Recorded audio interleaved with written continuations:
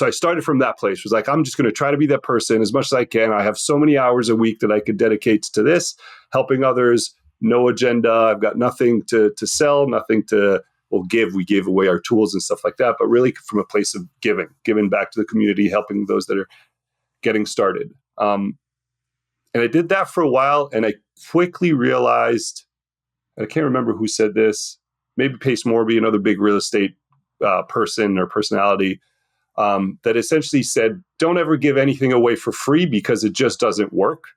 I heard that once. It was like, okay, you do you. I mean, I still want to be generous. I want to give. That's where I authentically and genuinely came from. And that translated to a bunch of people, reaching out. Can you help me? Yes, I can. Here's what you should do next. I think we understand your history, kind of your motivation and the things that you're focused on with your family, and how you got into real estate investing for yourself. You started to talk about it a little bit here, but I'd like to spend just a couple minutes talking about this transition you've made, where I would say the real estate investing made you an entrepreneur, but especially at this point where you're now teaching other people what you've learned, and running a group coaching program, and being a creator in the sense of educational products and coaching. Tell me about that transition, what your experience has been like with it. Like, I guess, first of all, why did you start doing that? And then what's been your experience in being a real estate investing trainer or coach or whatever title you might give to that? That's a great question. So it started from a place started from a place of wanting to help others. And I say that because I remember myself when I was starting to get into this, and I started the journey, like almost everyone that gets into real estate investing, is like podcasts and books and YouTubes and forums and Facebook groups and, Bigger Pockets. I was gonna say Bigger Pockets, because it's the biggest one out there.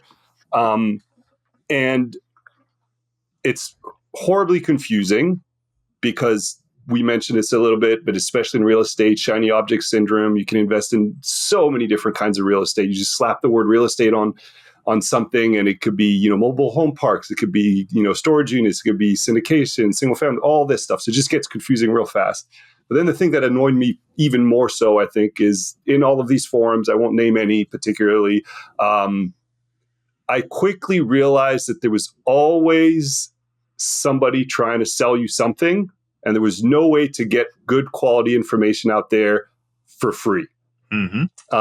So I started from that place. Was like, I'm just going to try to be that person as much as I can. I have so many hours a week that I could dedicate to this, helping others, no agenda. I've got nothing to sell, nothing to give. We gave away our tools and stuff like that, but really from a place of giving back to the community, helping those that are getting started. And I did that for a while, and I quickly realized, I can't remember who said this, maybe Pace Morby, another big real estate person or personality, that essentially said, don't ever give anything away for free because it just doesn't work. I heard that once. It's like, okay, you do you. I mean, I still want to be generous. I want to give. That's where I authentically and genuinely came from. And that translated to a bunch of people, reaching out. Can you help me? Yes, I can. Here's what you should do next.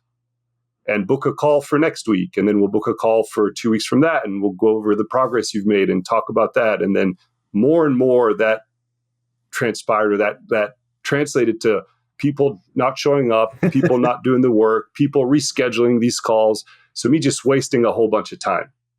So I was growing frustrated around, those aspects. But then around the same time, shameless plug for your program, Dustin, who Scott introduced me to. Scott was a friend of mine who knew what I was doing and what I had going on. And he said, you should talk to Dustin. Dustin has this fantastic program and mastermind that you should join. It's all about podcast guesting and then more, because you have your mastermind as well, right? And I joined that. And I think that was the catalyst to, or that plus, that Pace Morby comment of doing something for free will just not work because people don't care. They don't have skin in the game. Yep. And putting those two things together, surrounding myself by a group of, entrepreneurs, people that have done stuff like this before I have, people that kind of help you out, build up your confidence, show you what the next step is.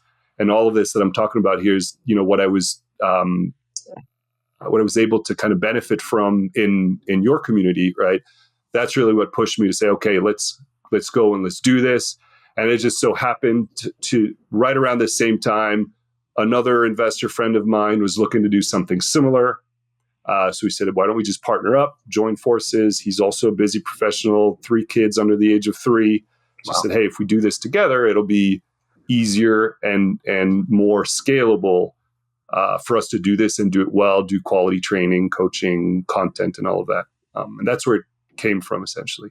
That's awesome. Yeah, I didn't intend for the shameless plug, but I'll take it because you're totally right there. It was like when you came into the our Podcast Profits Accelerator program, you certainly had the knowledge. You were doing it for yourself. You had done some coaching for people, I think in many cases for free. And the way I always put that is people won't pay attention unless they pay, or people who pay attention.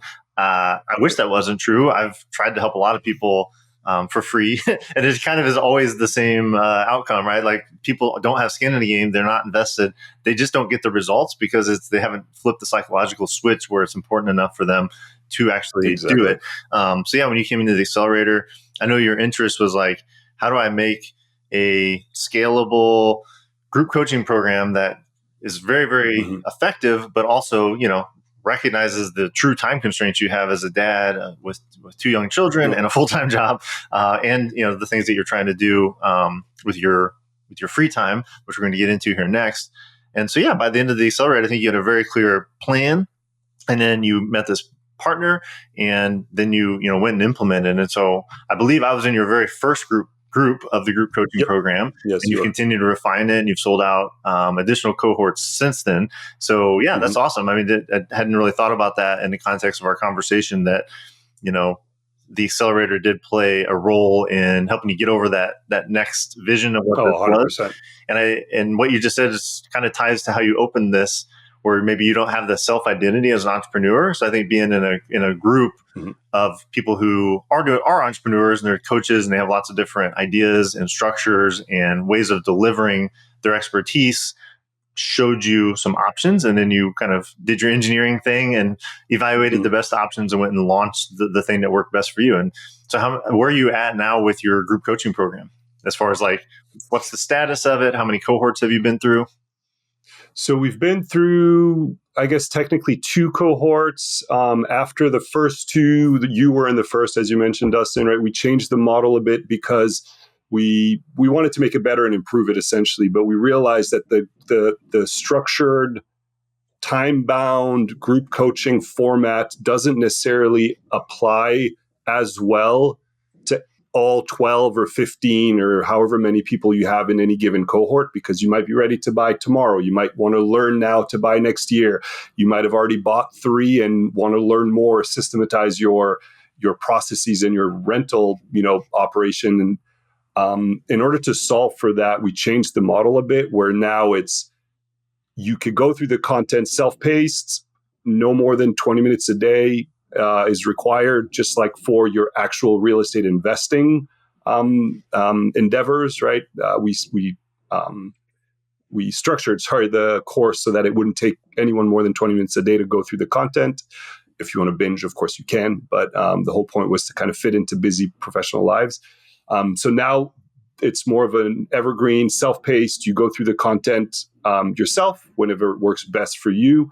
And then we have group coaching time slots every week that are optional and people can attend if and when they're ready, and to ask very specific questions. So they still get all of the value of having FaceTime with Aaron, my partner, and myself, right? And get the content itself. So it's changed a bit in that sense. And I think as of today, so you're part of the first 12. I think now we're at about 50 people in like the community content. And this was launched 6 months ago, I think, if that. Yeah. Like early Jan is when you joined, if I remember correctly.